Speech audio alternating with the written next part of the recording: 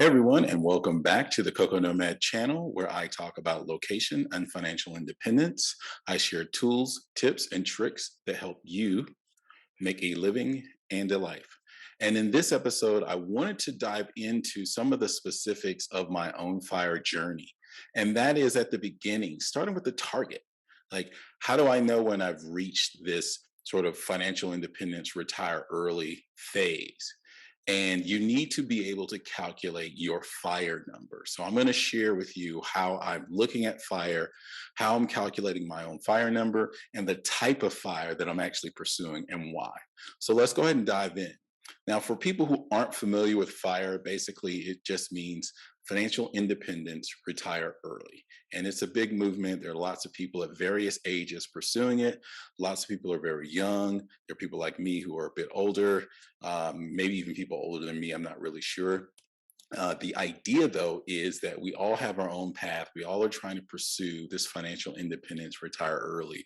Now, there are varying degrees of people who have the goal of retiring early. I, for one, am not a retire early person. And I share that, if you know, in my videos, I'll drop in the comments if you haven't seen what I've learned from my mini retirements. I've done multiple mini retirements in my life, starting in my late 20s, early 30s.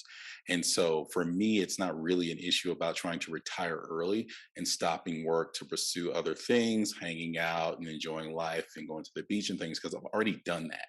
So for me, it's a little bit different. I want to focus on some other things, family, and some other entrepreneurial pursuits, but I want to do it in a different way than I've done in the past. So my focus is on the financial independence. Now, there are different types of fire. For some people, they are pursuing the traditional the financial independence, retire early, then they'll use the traditional calculations, which we'll go into next. But I just wanted to review the different types, and you can get an understanding of the landscape and how you don't have to sort of fit into one group or one approach. You do have the flexibility to do things the way you like and the way that fits your goals and your lifestyle. So the first is, of course, the traditional fire that we'll go into in a moment. But then there are people who are really, really extreme savers, are really trying to cut down on their spending, and they take extreme measures to reach it. And those people are known as, like, that's pursuing lean fire. So it's really lean, have really lean, and they're optimizing and really maximizing their savings. And then there are other people who are doing what's called fat fire, which is kind of on the other end of that particular spectrum. And they don't really want to compromise their lifestyles. They have lots of things they like to do. They spend a lot of money. Typically, these are people that are spending over $50,000 a year in their living expenses, maybe $100,000. They're probably really high earners as well. And so they're pursuing fat fire, which means their number is going to be a lot higher. These are people that probably needed between 5 and 10 million or even more to securely retire for that amount of time in their later years, and maintain that same level of lifestyle and not have to return to work. And then there are people who are doing what's called barista fire. Now, barista fire are people who have some savings, they're putting these things away and they're pursuing fire, but they just change jobs. They may leave like a high paying, high stress job and then do sort of part time work, and they still have an income, because what they're trying to do is they know they still need to have some income coming in to maintain their lifestyle in their later years. So, but they don't stop working. And I think a lot of people probably would fall into this category, in that, you know, they really don't want to stop doing everything. They probably have some things that they like to pursue, and maybe taking a part-time job. And there are plenty of people, it's pretty popular, that have retired either from the military or they retire from some other company, and they have a retirement, but then they may work at Walmart part-time as a greeter or doing some other type of thing with their pension or their retirement, and gets people out of the house and gives them something to do. And then finally, there's Coast Fire, and that's the one that I'm pursuing. I'll go into why, but just to give you an overview, Coast Fire is basically this idea that you will reach a certain point along your fire journey where, provided that certain conditions continue, you don't actually have to put any more money into that bucket that you're using to grow for retirement. That money's going to continue to grow on its own, and you're going to reach your fire number, and then you can do some other things. And that's one of the reasons why it appeals to me. So let's dive in a little bit and talk about this calculation. Now, the basic calculation for fire is pretty simple. It's taking your annual living expenses and multiplying that by 25. And so this is basically assuming that in your retirement, you are going to be retired for 25 years. So, say for instance, you retire at 65, and then your expectation is to live to your 90 years old. In my family, it doesn't really work for me. We live fairly long, so if I use that number and that approach, I would absolutely run out of money if I lived as long as like my grandfather and my aunties and things like that. So that one doesn't quite work for me. It is also operating on some assumptions too, these calculations. So I just want to get that out of the way. And that is, these are assuming that you're achieving about an 8% investment growth rate, maybe 8.5. Now, over time, the stock market has returned, I think, on average 11% a year. So, but you have to take into account, like we did in 2020, and even during the financial crisis in 2007, that market fluctuations will definitely affect your portfolio and your money if you have it there. Now, if you have it in some other places, maybe not so much, depending on where it is. It's also assuming an inflation rate of probably between like 2.5 to 3%, and then that you're withdrawing from this fund of money at about 4% a year. So those are typically like the basic assumptions that a lot of these calculators use. So it's just one thing to keep in mind when you're doing these calculations. Now, my annual expenses are at most right now, this is the most expensive year, and I'm on tap to spend about $35,000 in annual living expenses. And that is just, I've really stepped up and spent more on accommodations, which I've mentioned in some of my other videos, including cost of living videos. I've spent more renting larger places so that people can come and visit, so family and friends can come and stay. I know I can get that down. I could go really lean. I spent 2017 living in Southeast Asia, and even in 2020 living in Colombia. It cost a lot less, and I didn't go anywhere. Of course, couldn't really go anywhere last year, right? 2020, there wasn't a lot that you could do, so I spent a lot of time in my apartment building. So that helped cut those costs down.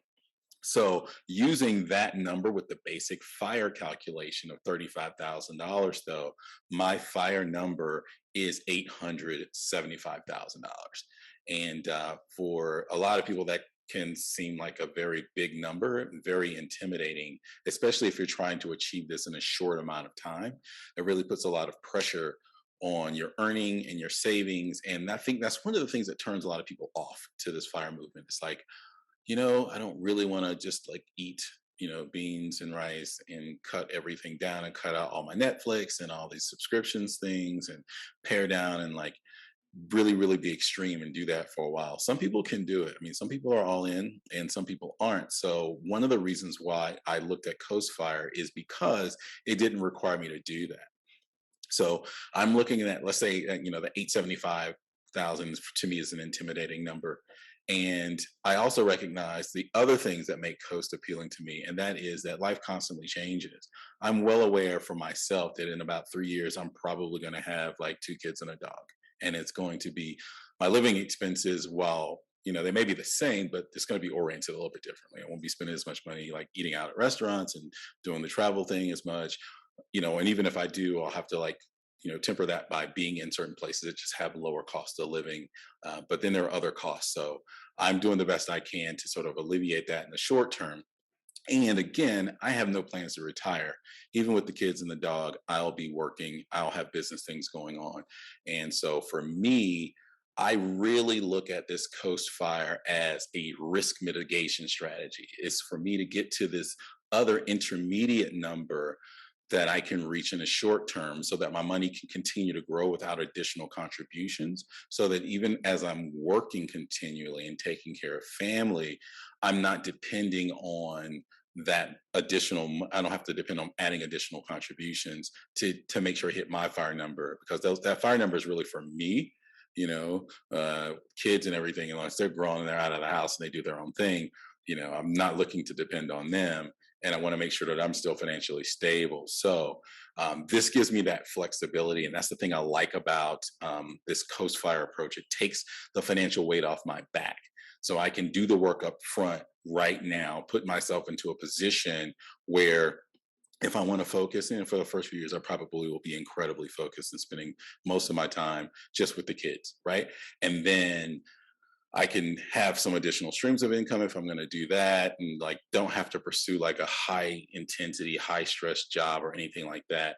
And then later I can make the adjustments. But once I hit that number, I already know I don't have to worry about that. I have the flexibility to move and let life do what life always does, and with the safe knowledge that this the contributions don't aren't needed for that money to grow, provided that those assumptions that we just talked about, particularly the investment growth rate, hold.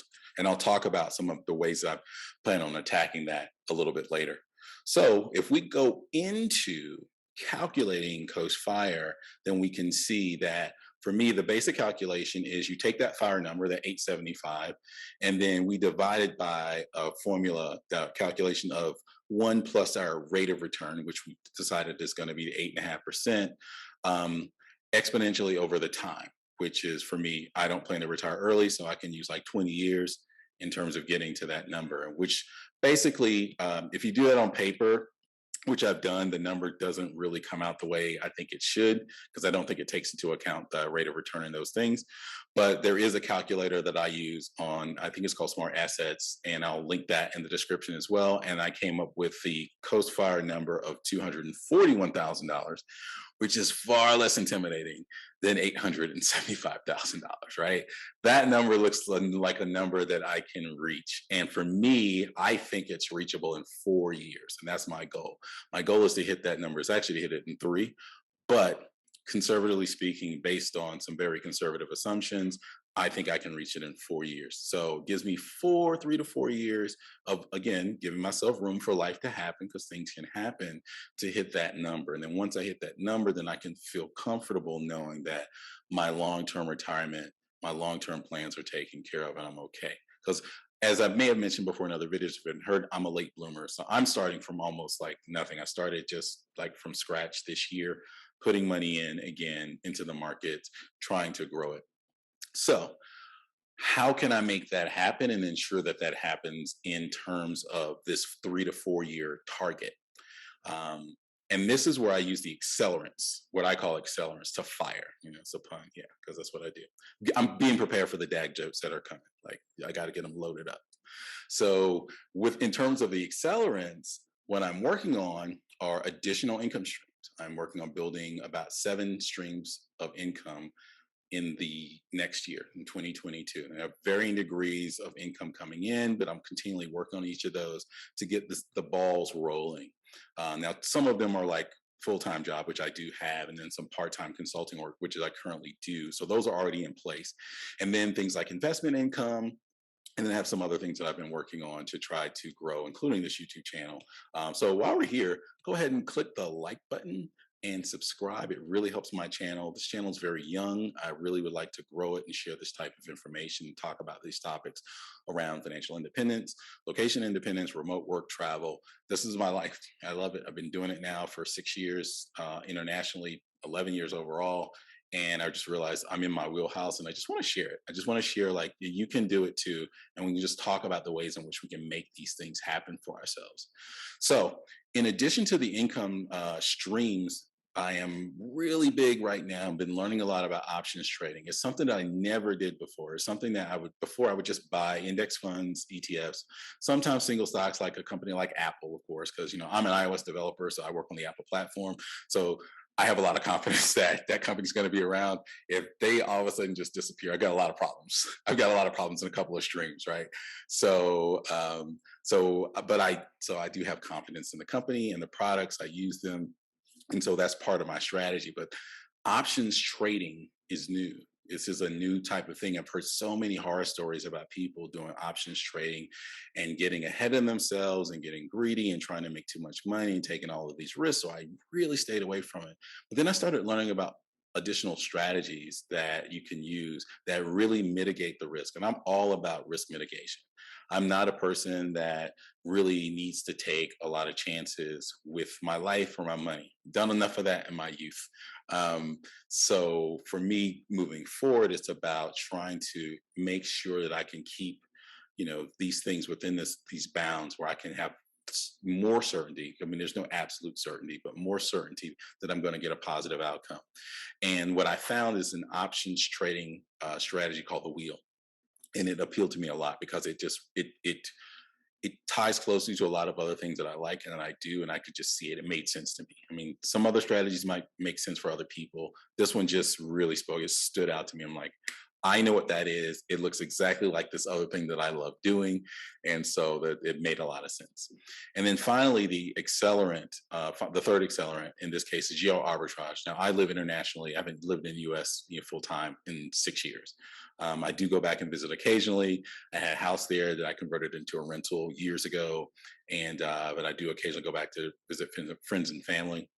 But for me, part of what I do under this, my Coco Nomad company and brand is traveling, because I have to be able to talk to people and consult with people about remote work. And hey, I'm very remote at times. So I'm able to speak to these things, and I'm out here to be able to provide resources and help other people along their journey. And that's what I like doing. So it's kind of part of the business. But I take advantage of the fact that a lot of the places that I go and travel to are less expensive than it costs me to live either in North Carolina or in Atlanta, Georgia, where I'm from. So that's how I look at it. And these are the things that I think will help me get to that coast number in the next 3 to 4 years. So with that said, and we're looking at that 241 number, I will be continuing to post videos along my journey. I will be posting periodic investment reports and my fire report, so you'll see how I'm going along my fire journey, how I'm getting closer there. So again, hit that subscribe button if you want to follow along that journey, and click that notification bell, because then you'll get notified when the videos come out.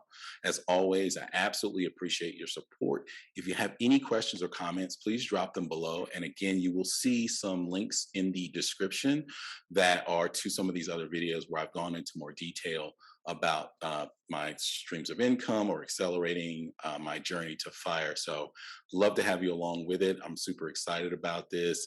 As always, have an amazing day, and I will talk to you next time. Cheers.